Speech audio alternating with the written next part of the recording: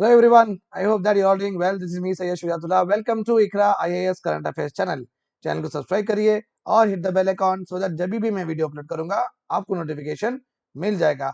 आज का हमारी टॉपिक्स है हिंदू न्यूज़पेपर के साइंस एडिशन के ऊपर। राइट, आपको पता है एवरी संडे हिंदू न्यूज़पेपर में साइंस एडिशन आता है इंस्टेड ऑफ एडिटोरियल्स। एडिटोरियल्स हम डेली करते हैं, वही पेपर पे साइंस रिलेटेड न्यूज आती है। ये एवरी एस्पिरेंट को ये पढ़ना बहुत जरूरी है बिकॉज इसमें से डायरेक्ट क्वेश्चन एग्जामिनेशन में आते हैं। राइट, सो हम हमेशा साइंस का जो भी पेपर आता है संडे के दिन कर देते हैं या मंडे के दिन कर देते हैं। So we have been doing this process since last 4 to 5 months। So जो भी मुझे पहली बार सुन रहे हैं वो पिछले भी हिंदू न्यूज़पेपर के देख ले सकते हैं बिकॉज मैं यहाँ पे ओनली न्यूज ही नहीं, जो भी आई उसका बैकग्राउंड, थोड़ा बहुत फोरग्राउंड और किस तरीके से मेंस में हम इसको इनकॉर्पोरेट कर सकते हैं वो भी टिप्स आपको देते रहूंगा। So it will B a very structured lecture for all of you. Right, ठीक है। चलो, आज हम पढ़ने वाले हैं हिंदू न्यूज़पेपर में आया था चंद्रयान के बारे में, चंद्रयान 2 के बारे में आया था। तो हम देखेंगे चंद्रयान 1 कब लॉन्च हुआ था, फिर उसमें क्या डिस्कवरीज हुई थे। चंद्रयान 2 के बारे में पढ़ेंगे, launch year, instruments on board, क्या ये मून पर पानी हम डिस्कवर करें क्या, that is a question that we have to find out. ठीक है, और चंद्रयान 1 भी ये क्लेम करता है कि हमें वाटर मॉलिक्यूल्स मिले हैं। चंद्रयान 2 ये कंफर्म करता है कि वाटर मॉलिक्यूल्स वहां पे है। जहाँ पे पानी है वहां पे एग्रीकल्चर कर सकते हैं, जहाँ पे पानी है वहां पे एनिमल्स जी सकते हैं, जहाँ पे पानी है, और हम भी पानी से हाइडल पावर क्रिएट कर सकते हैं, हम पानी से पी के जी भी सकते हैं। तो पानी से बहुत काम होता है। तो water water is called as what, living entity, क्योंकि वो जिंदा, वो खुद भी जिंदा है और वो चाहिए जिंदा रहने के लिए भी। Right, so space technology related आज हम पढ़ेंगे।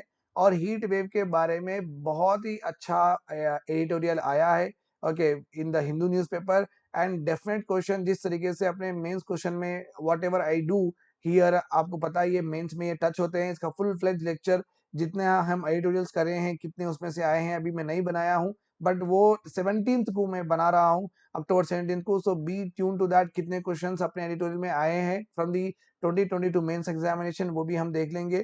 और आज का हमारा जो भी टॉपिक है हीट वेव, ये प्रॉपरली एक mains model question and answer के हिसाब से है। It will be very very interesting also for you to protect your family, also to also give to create awareness about this particular heat wave, कौन से month में करना चाहिए, etcetera. All that we are going to discuss the challenges and way forward। ठीक है, right. So let us go ahead। देखिए this particular map, whatever you are seeing, this is called as thematic maps. इसको हम बोलते हैं thematic maps. Thematic maps का मतलब है एक थीम के ऊपर बेस्ड होता है। Thematic maps are nothing but they are based on a particular theme. जिस तरीके से आप अगर रेलवे का मैप लेते हैं तो सिर्फ रेलवे लाइन बताई जाती है, या आप नॉर्मल मैप लेते हैं तो वहां पे आपको कहाँ कहाँ पे हॉस्पिटल्स है, कहाँ कहाँ पे एजुकेशन इंस्टीट्यूशंस है, इस तरीके से बताए जाते हैं। अगर आप रिवर मैप लेते हैं सिर्फ रियर ही बताइए, these are what based on one theme, ये भी वन थीम है, ये भी वन थीम है।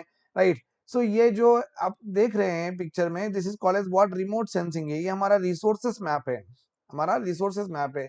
कितना पानी है, कितना ये जो फॉरेस्ट है, कितना पानी है, कितना इंडस्ट्रियलाइज हो गया, कितना ऑरेंज कलर में है, so etcetera. All of these are what, with the help of this okay हमें पिक्चर्स मिलते हैं, अर्बन टाउन प्लानिंग के पिक्चर्स मिलते हैं। पानी के करीब कितने बिल्डिंग आ गए हैं, पानी के दूर कितने बिल्डिंग्स हैं, कितना फॉरेस्ट है, किस तरीके से कितने गति से अर्बनाइजेशन हो रहा है, सिटी फैल रही है, ये पूरे हमें ऊपर से ही रिमोट सेंसिंग सैटेलाइट सिस्टम से ही मिलते हैं। ठीक है, so these are called as thematic maps. आप जो भी यहाँ पे देख रहे हैं, देखिए यहाँ पे देखिए ये चंद्रयान है, ये मून का सरफेस है, तो ये भी मैप ही करते जा रहा है, ये भी what it is doing, map. You know that हमारे जो मून है, प्लैनेट्स है, they are not self illuminating, नहीं है, वो खुद से अपनी रोशनी पैदा नहीं कर सकते हैं। Every one will get what, light from what, sun से ही सबको लाइट मिलती है, और तभी वो उजाले में आते हैं और तभी हम पिक्चर्स ले पाते हैं। राइट, तो आप देख सकते हैं कि यहाँ पे छोटे छोटे गोल गोल craters, we call this are what, craters, like that we call. तो यहाँ पे यही मालूम करना है कि हवा में मॉइस्चर है नहीं है।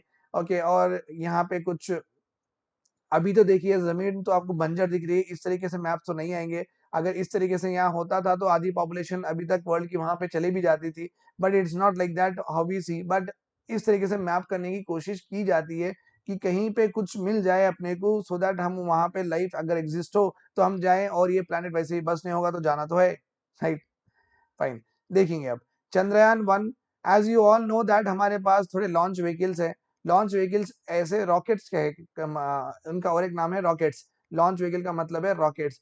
ये क्या करते हैं, ये सैटेलाइट को वहां पे लेके जाके ऊपर छोड़ते हैं। तो ये एक रॉकेट है, इसके अंदर सैटेलाइट होगी, और ये रॉकेट के अंदर बैठ के सैटेलाइट जाएगा, और सैटेलाइट जाके रॉकेट जाके सैटेलाइट को अपने ऑर्बिट में छोड़ेगा। उसके बाद में ये जो भी लॉन्च व्हीकल, जो भी रॉकेट गया है, वो वहीं पे ही एज ए डेब्रिस घूमता रहेगा, वो वापस भी नहीं आएगा। So that is also another very important topic, space debris उसको कहा जाता है, स्पेस डेब्रिस। उसके ऊपर मिशन भी लॉन्च हो रहे हैं, सो दैट वहां पे भी बहुत ज्यादा कचरा हो गया है। अगर वो कचरा, अगर वो जो टूटे फूटे जो भी लॉन्च व्हीकल सेटेलाइट्स के जो भी पार्ट्स है वो जो घूम रहे हैं, अगर वो जाके न्यू सेटेलाइट्स पे, अगर इंटरनेशनल स्पेस स्टेशन पे वो धक्का दे देते हैं, कोलाइड हो जाते हैं, तो फिर वहां पे परेशानी हो गई। सो बेसिकली बहुत सारे कंट्रीज, नॉट बहुत सारे है तो 5 ही 6 ही कंट्री जो स्पेस में काम करते हैं, उसमें से ISRO is one. So these countries are actually trying to find out a way that how can be reduce the debris in the space. So that is what they are actually doing, and we are also launch a mission for that. Clear space mission is also there with regard to the European space agency से clear space mission भी आया है। So इस तरीके से कुछ ना कुछ हम कर रहे हैं वहां पे। ओके, जब इसरो जब पहले पहले बना था तो उनके पास सबसे छोटी रॉकेट थी, छोटी रॉकेट का नाम था सैटेलाइट लॉन्च व्हीकल। उससे थोड़ी बड़ी रॉकेट बनी। देखो रॉकेट बड़ी बनी, उससे बड़ी बनी, उससे बड़ी बनी, बोलने का मतलब है कि कितना सैटेलाइट का पेलोड लेके जा सकती हैं। सैटेलाइट कितने किलो का, 10 1000 किलो का, या 2000 किलो का, 5000 किलो का। सैटेलाइट अगर जितना बड़ा लेके जाते हैं हम ऊपर, उतनी बड़ी रॉकेट होती है। ओके, छोटी रॉकेट से बड़ी सैटेलाइट नहीं लेके जा सकते हैं, बड़ी रॉकेट से ही बड़ी सैटेलाइट लेके जा सकते हैं। सो सैटेलाइट लॉन्च व्हीकल के बाद आई ऑगमेंटेड सैटेलाइट लॉन्च व्हीकल। उसके बाद में हमारे पास पीएसएलवी आई। उसके बाद में हमारे पास जीएसएलवी। ये अभी जो चल रही है, जहां पे एक्सपेरिमेंट चल रहे हैं लॉन्च व्हीकल के ऊपर, जीएसएलवी मार्क 3 के ऊपर चल रहे हैं। ये हो गई हमारी 5th जनरेशन सैटेलाइट हो गई है, सॉरी लॉन्च व्हीकल हो गई, राइट। तो हम चंद्रयान 1 लॉन्च करे थे पीएसएलवी। पीएसएलवी का फुल फॉर्म है polar satellite launch vehicle. Obviously जो भी हम लॉन्च करते हैं वो श्रीहरिकोटा आंध्र प्रदेश के पास, ओके, वहां पे सतीश धवन स्पेस सेंटर, वहां से लॉन्च करते हैं। ये चंद्रयान 1 2008 में, ये जो चंद्रयान 1 था ये 2008 में लॉन्च हुआ था। ये इंडिया का पहला मून एक्सप्लोरेशन मिशन था, मून एक्सप्लोरेशन मिशन इन अक्टूबर 2008। और इसके ऑब्जेक्टिव क्या थे? ओके, लूनार सरफेस, जैसे कि अर्थ सरफेस को जिस तरीके से हम मैप करते हैं, जिस तरीके से हम फिजियो ज्योग्राफी पढ़ते हैं हमारे प्रिपरेशन में, उसी तरीके से ये चंद्रयान 1 हमें मून का सरफेस किस तरीके से बताना पड़ेगा इसे। और हाई रेजोल्यूशन इमेजेस लेगा वो हाई रेजोल्यूशन इमेजेस का मतलब है कि आपके मोबाइल में आप जूम इन जूम आउट कर देना, जूम इन करने के बाद में भी आप जब दूर का भी देखते हैं तो ब्लर नहीं होनी चाहिए, क्लियर कट आपको दिखना चाहिए, that is called as high resolution. और वहां पे ये चंद्रयान 1 ये भी पड़ेगा कि केमिकल कॉम्पोजिशन, मिनरोलॉजिकल कॉम्पोजिशन किस तरीके से होगा, ठीक है। एंड ये यहाँ पे ये सक्सेस हुई है चंद्रयान 1 से, तो हमारा Chandrayaan 1 was able to detect the presence of what, hydroxyl molecule. Hydroxyl molecule precursor of water है। अगर ये रहे तो हाइड्रोजन मॉलिक्यूल्स है तो वाटर भी हो सकता है, इस तरीके से हम कह सकते हैं। तो हमारा Chandrayaan 1 was the first moon mission which has discovered what, कि वहां पे हाइड्रोजन मॉलिक्यूल्स अपने को मिले हैं। तो इट में कंफर्म दैट वाटर मॉलिक्यूल्स हो सकते हैं इन फ्यूचर। ओके, जब चंद्रयान 1 ये काम कर दिया और ये डिटेक्ट कर दिया, तो देन बहुत सारे न्यू डायरेक्शंस खुल गए हैं लूनार एक्सप्लोरेशंस में, और ग्लोबल कम्युनिटी बहुत जागरूक हो गई है, अरे यार वहां पे पानी हो सकता है। And lot of mission was also being launch on what, moon, ठीक है। ये सक्सेसफुल प्लान था, ये जो जो ऑब्जेक्टिव था ये पूरा प्रॉपरली करके आया था, और इसकी जो टाइम लाइन और लाइफ स्पैन जो भी थी, हर सैटेलाइट की लाइफ स्पैन 8 से 10 साल होती है, 8 एवरेज होता है, 10 साल भी हो सकती है। तो ये चंद्रयान 1 सक्सेसफुल भी हुआ था, गया भी था, और अच्छे से काम करके उसका पूरा डीकमीशन भी हो गया, डेथ भी हो गया। उसके बाद में हम चंद्रयान 2 लॉन्च करे हैं 2018 में। ओके, ये हम Chandrayaan 2 Russian federal space agency, और रशिया की, जैसे कि इंडिया की इसरो है, रशिया की स्पेस एजेंसी का नाम है रास्कोमोस, दोनों मिलके ये चंद्रयान 1 चंद्रयान 2 पे काम करे थे। इसरो का काम था कि एक ऑर्बिटर बनाना। ऑर्बिटर बनाने का मतलब एक घूमने का यंत्र बनाना, nothing but this is what is orbiter. और ऑर्बिटर और रोवर भी। ओके, रोवर का मतलब है एक ऑर्बिटर्स ऐसा गोल घूमता ना, उसमें से एक व्हाट एक लैंडर निकलेगा, ये लैंडर मींस और एक स्पेसक्राफ्ट निकलेगा छोटा वाला, वो प्रॉपरली मून के ऊपर लैंड करेगा। लैंड करने के बाद उसमें से एक दरवाजा खुलेगा, खुलने के बाद एक रोवर चलते हुआ, rover is nothing but wheeled robo. Rover का मतलब है एक व्हील रोबो। सो इंडिया ने कहा कि हम बनाएंगे ऑर्बिटर और रोवर व्हील रोबो। रास्कोमोस ने कहा कि हम बनाएंगे उतरने का, यही फेल हो गया है। देखिए बाहर की टेक्नोलॉजी लेते फेल हो जाता। ओके, सो लैंडर फेल होने की वजह से हमारा पूरा मिशन फेल हो गया था, ये मिशन हम कंप्लीट नहीं कर सके हैं। ओके, तो यही मकसद था कि लूनार में रोवर जाएं, वो चलते जाएं और वहां पे थोड़ी बहुत सॉइल पिक करें, पिक करके लैंडर में छोटा मोटा लैब बनाए थे, वो लैब के अंदर वो रेती डाले, वो सॉइल डाले, तो ऑटोमेटिकली क्या मिनरल कॉम्पोजिशन है, जिस तरीके से हमारे सॉइल में हम नाइट्रोजन फास्फोरस पोटेशियम इस तरीके से है बोल के मालूम करते हैं ना, उसी तरीके से ये भी हमें मालूम करना था कि what is the mineral and chemical composition with regard to this soil on the moon. ठीक है, फाइन, बट ये हो गया है mission failure. This mission is what failure because lander land नहीं करा है। आप याद भी कर सकते हैं कोविड का पीरियड में था, इसरो हमारे जो चेयरमैन थे शिवम, उन्होंने he was also tearful at that time की इतनी मेहनत, क्योंकि आपको पता ही है पीएसएलवी पहले बार रॉकेट बनाना, उसके बाद सैटेलाइट बनाना, फिर इतना पैसा खर्चा करना, उतना एनर्जी खत्म करना, 2008 से काम करना, 10 साल हो गए, इतने इंजीनियर्स काम करे, इतने साइंटिस्ट उसके ऊपर काम करे, फिर अगर वो काम नहीं करा तो दुख तो डेफिनेटली होता ही है। ठीक है, now this is very important, directly ऐसे क्वेश्चंस आते हैं। चंद्रयान 2 के इंस्ट्रूमेंट्स के बारे में बोलिए, ये प्रीलिम्स में भी दे सकते हैं। चंद्रयान 2 का देखिए जो लैंडर है, okay satellite, this is called orbiter. Orbiter से निकलेगा क्या, लैंडर, इस तरीके से निकलेगा। Okay, so this is sorry, ये ऑर्बिटर है, ये लैंडर है। ऑर्बिटर यूं फिरेगा, लैंडर स्लोली, इसका काम था लैंड होना। ये अगर लैंड हो जाता था तो हमारा जो व्हील रोबो वो जाके सॉइल सैंपल्स लेके आता था। तो लैंडर को हम नाम दिए हैं विक्रम, और रोवर को हम नाम दिए हैं Pragyan. Please remember this point. Okay, और लॉन्च किससे करें हम, जीएसएलवी मार्क 3 से लॉन्च किए हैं। ओके, वे चंद्रयान 1 किसे लॉन्च करे थे हम, पीएसएलवी से करे थे, जब तो बहुत कम टेक्नोलॉजी थी हमारे पास। अभी अब ये Chandrayaan 2 we launch from GSLV mark 3। ठीक है, राइट, फाइन। अभी क्या न्यू डिस्कवरी है, let us see that discovery. Fine, तो चंद्रयान 2 के ऊपर एक इंपॉर्टेंट इंस्ट्रूमेंट है जिसका नाम है क्लास। जिसका नाम है, कौन सा इंस्ट्रूमेंट है, ये क्लास इंस्ट्रूमेंट है। चंद्रयान 2 लार्ज एरिया, बहुत लार्ज एरिया मींस बड़ा सा एरिया को प्रॉपरली एक्सरे से मैप कर सकता है। Spectrometer means colourful thematic maps दे सकता है अपने को। ओके, जिस तरीके से मैं फर्स्ट स्लाइड में बताया ना, वही बोल रहे हैं यहाँ पे। Okay, so global measurement of sodium, first effort to provide a global scale measurement of sodium on the lunar surface। तो हमारा चंद्रयान 2 एक नया काम करा है अभी। ओके, सोडियम, सोडियम वहां पे फाइंड आउट किया है।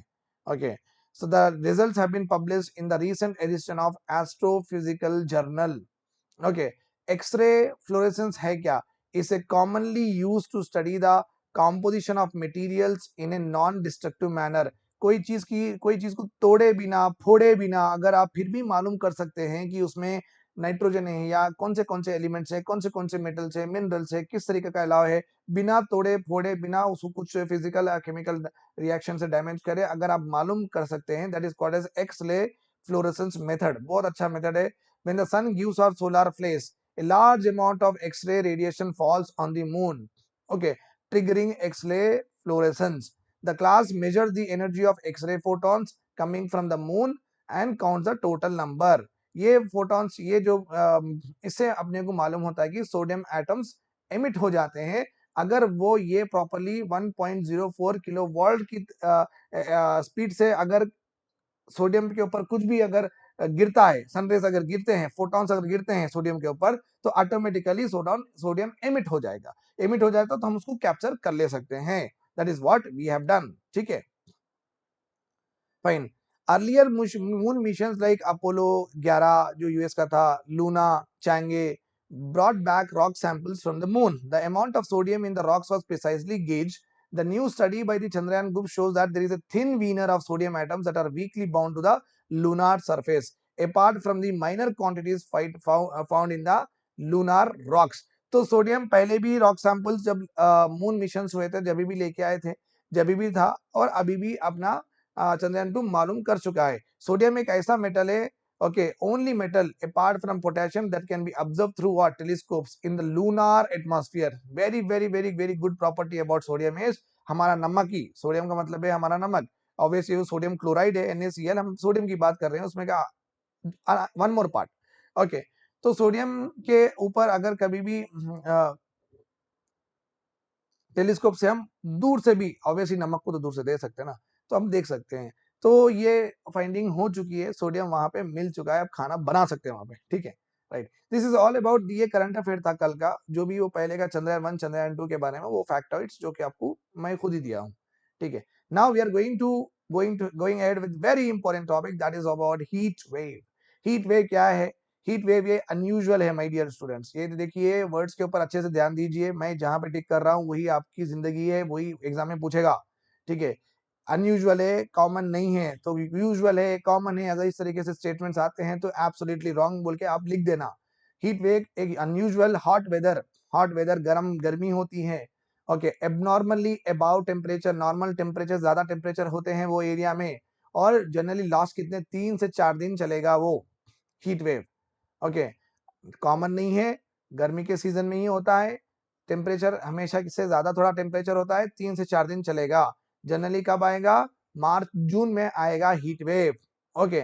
एक जमाने में सिर्फ 2 to 3 हीट वेव होते थे, मार्च के जून के बीच में 2 to 3 हीट वेव होते थे, बट अगर अब और ये जो क्लाइमेट चेंज और ग्लोबल वार्मिंग की वजह से ये 2 से 3 नहीं, बहुत ज्यादा बार ये ही 3 मार्च अप्रैल मई जून 4 महीने में बहुत ज्यादा बार आ रहे हैं ये हीट वेव। तो समझ सकते हैं ग्लोबल वार्मिंग और क्लाइमेट चेंज का इम्पैक्ट हो रहा है हीट वेव के ऊपर भी। अगर हीट वेव का आप डिस्ट्रीब्यूशन देखते हैं वो ऑब्वियसली आपको जो सेंट्रल है यहाँ पे मिलेगा ही, राजस्थान में तो ऑब्वियसली मिलेगा ही, लू बोल के हम कहते हैं वहां पे। हाँ, आंध्र प्रदेश के पास भी है, उड़ीसा के पास भी है, थैंक गॉड हमारा स्टेट में नहीं है, बट हमारे स्टेट में परसों चले थे। तो हम Telangana heat wave action plan was launch by the government of Telangana, ठीक है, तो हमारे पास भी आ गया। तो पहले दिखता था, अब यहाँ पे भी आ गया हमारे पास भी। So you can understand that ये जो इनका स्प्रेड है, इनकी जो फ्रीक्वेंसी है, ये भी बदल रही है, and the reasons are given, okay. Heat wave होता क्यों है? First is heat wave climate change की वजह से होता है। हीट वेव अल नीनो और सदर ऑसिलेशन, इन चीजों ये जो एटमॉस्फेरिक फिनोमिना है इनके वजह से भी होता है, ओके। और ये El Nino southern oscillation can modulate means can change the frequency and duration of Indian heat waves. तो ये ज्यादा भी कर सकते हैं हीट वेव का ड्यूरेशन, ये फिनोमिना कम भी कर सकते हैं, तो इनका प्रॉपर इंपैक्ट है वहां पे हीट वेव में। Heat wave can be further extenuated by local effects like depleted soil अगर होती है, मॉइस्चरलेस सॉइल अगर होती है, और enhance sensible heat flux, heat फिर से वापस आ जाती है इंस्टेड ऑफ गोइंग अवे। जैसे कि इंडस्ट्रियल एरियाज में दिखते हैं कि हीट जाने का, ओके, ट्रांसमिट वापस जाने का, कि हीट बजट जो आप पढ़ते हैं ज्योग्राफी में, वो अगर हीट बजट भी बराबर काम नहीं करा, ओके, और ज्यादा ऑब्जर्व करने की जब क्षमता आ जाती है on the surface of the earth, जब भी आपको हीट वेव दिखता है। These are the 3 important reasons listed out in our Hindu newspaper with regard to why heat wave happens, ठीक है। अभी हमारे पास चैलेंजेस क्या है, ठीक है। अब यहाँ पे हम पढ़ लिए हीट वेव का नेचर, पढ़ लिए हीट वेव का ईयर, पढ़ लिए what is heat wave, what is a month of heat wave, और कितने दिन चलेगा पढ़ लिए, and we have learn the causes of it. Now we are going to see the challenges. अभी चैलेंजेस क्या है? पहली बात, मैं as I told you that पहले 3 दिन 4 दिन आती थी हीट वेव, अभी यू कैन सी दैट 12 से 18 दिन तक हीट वेव आने के चांसेस है बाई 2060, ये बढ़ रही है। और नेक्स्ट पॉइंट क्या है? ये पहले सेंट्रल इंडिया में थी डिस्ट्रिक्ट कॉन्सेंट्रेटेड हीट वेव, अभी सदर्न इंडिया में भी जा सकती है। क्लाइमेट चेंज हीट वेव को मोर फ्रीक्वेंट बना रहा है, और ज्यादा स्ट्रॉन्ग भी बना रहा है, okay, for the last 4 more days, few more days. Heat waves multiple cascading impact हो सकता है, ह्यूमन हेल्थ, हमारी हेल्थ खराब हो सकती है, हमारा वाटर का जो एवापोरेशन है वो रेट फास्टर हो सकता है, ओके, और रिवर्स ड्राई अप हो सकते हैं, लेक्स ड्राई अप हो सकते हैं, इकोसिस्टम एग्रीकल्चर का मॉइस्चर पूरा जा सकता है, ओके। एनर्जी, वाटर, इकोनॉमी, हर जगह आपको हीट वेव का इफेक्ट, मल्टीफेरियस इफेक्ट दिख सकता है because of what heat wave. और 2022 में एक हीट वेव जब आया था इंडिया और पाकिस्तान में मार्च और अप्रैल के बीच में, डिवास्टेटिंग इम्पैक्ट्स लेके आया है। एटलीस्ट 90 डेथ्स हो गए हैं in Pakistan and India because of this heat waves. Heat waves are also triggered by extreme glacial lake outbursts in northern Pakistan. Heat wave की वजह से नॉर्दर्न पाकिस्तान में एक ग्लेशियर, एक बर्फ का पहाड़ फूट गया है और वहां पे इतना ज्यादा पानी आ गया, इतनी तेजी से पानी आ गया, वहां पे फ्लड लाइक सिचुएशन आ गई है। सो हीट वेव का इंपैक्ट आपको ग्लेशियर मेल्ट पे भी दिखेगा। ठीक है, अब हम क्या कर सकते हैं एक अच्छे से हीट, पहली बात तो हीट वेव के इम्पैक्ट्स को मिनिमाइज करना बहुत जरूरी है। Minimising the negative impacts of heat wave, this is the first point. Second point is एक हीट रिस्पॉन्स प्लान बनाना चाहिए by the government. India has a now a strong framework है इंडिया के पास, ओके, गिवन बाय आईएमडी के साथ मिलके, national and state disaster management authorities, local authorities के साथ मिलके एक अच्छे से एक्शन प्लान बनाना बहुत जरूरी है। हमारे नेशनल मानसून मिशन में और ministry of earth sciences has also establish advance prediction system for early warnings of heat wave. Heat wave को पहले से ही प्रिडिक्ट करने के लिए ऑलरेडी हमारे मानसून मिशन में मिनिस्ट्री ऑफ अर्थ साइंसेज ने एक इंस्ट्रूमेंट्स बनाए हैं जिससे हम हीट वेव को पहले ही प्रेडिक्ट कर सकते हैं। IMD has the capability to predict the genesis कहां से आ रहा है, टू प्रेडिक्ट द ड्यूरेशन कितने दिन आएगा, इंटेंसिटी कितना टेम्परेचर रहेगा, ये पूरा आईएमडी के पास ये सब टेक्नोलॉजी है कि वो अच्छे से प्रेडिक्ट कर सकती हैं up to 4 and 5 days in advance. 4 से 5 दिन पहले तक प्रेडिक्शन आईएमडी हमें दे सकती है विद द हेल्प ऑफ हिंडकास्ट। हिंडकास्ट जो इंस्ट्रूमेंट है from the Ministry of Earth Sciences, extended range prediction systems that uses ensemble method combining 4 atmospheric general circulation model. जो एटमॉस्फेयर में जनरल सर्कुलेशंस होते हैं, सदर्न ऑसिलेशंस होते हैं, जेट स्ट्रीम्स होते हैं, ओके, ओशन करंट्स होते हैं, ऐसे 4 इंपॉर्टेंट एटमॉस्फेरिक फिनोमिना को इकट्ठा करके इन ये पूरे किस तरीके से बिहेव करे तो हीट वेव आएगा, ये पूरे किस तरीके से बिहेव करे तो हीट वेव नहीं आएगा। तो ये 4 important atmospheric general circulation methods को लेके, okay, they are IMD is going to find out कि हीट वेव कितने दिन लास्ट करेगा और कितने दिन रहेगा। सो अभी जब इतनी टेक्नोलॉजी है तो फिर वो टेक्नोलॉजी को हम इम्प्लीमेंट करना बहुत जरूरी है। सो ये टेक्नोलॉजी आईएमडी और मिनिस्ट्री ऑफ अर्थ साइंसेज की हेल्प लेके government and the state and local development disaster responsibility authorities वो एक proper heat wave action plan बनाना चाहिए और कैजुअलिटीज कम करना चाहिए, और जो मल्टीफेरियस इम्पैक्ट है इकोसिस्टम पे, एग्रीकल्चर पे, वाटर पे है, वो पूरे भी कम हो जाएंगे और we can deal with the heat wave in a very very very better manner.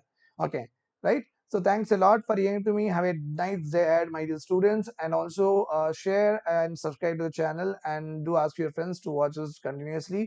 And you keep watching also. Have a very good day ahead. Bye bye. Take care.